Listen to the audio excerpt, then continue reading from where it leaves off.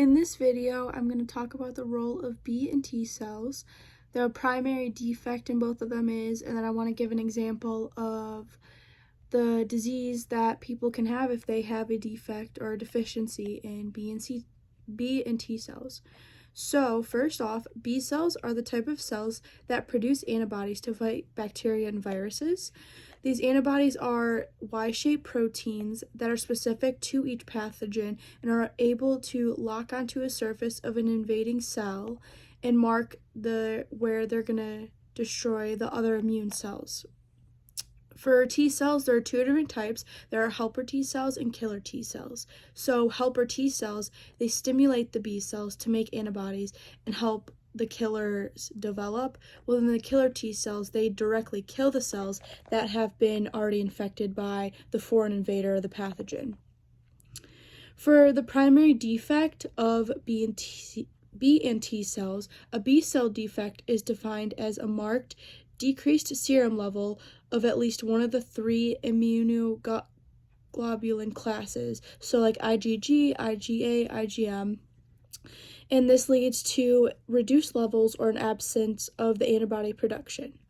For a T cell deficiency, it is a deficiency of T cells caused by the decreased function of individual T cells, and this causes an immunodeficiency or of cell-mediated immunity. Patients with B cell disorders have decreased immunoglobulin levels, as I just talked about, resulting in an increased incidence of early recurrent infections, which may ultimately lead to significant damage of individual organs, usually the respiratory system. T cells are absent or deficient in the blood and thymus-dependent areas of lymph nodes and spleen.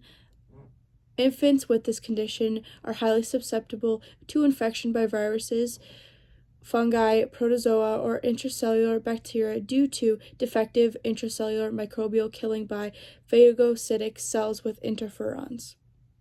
And that is what happens if a patient or a person has a B cell or T cell deficiency. One example of each disease associated with a B cell deficiency or a T cell deficiency. So for B cell, it would be splenomegaly. I think I pronounced that right. That means that a person has an enlarged spleen, and it usually doesn't cause symptoms, but it is also often discovered during a physical examination. The doctor can't really feel a spleen unless it is enlarged, and that's how it goes about being diagnosed. And then lastly, a T cell deficiency associated disease would be dyskeratosis congenita.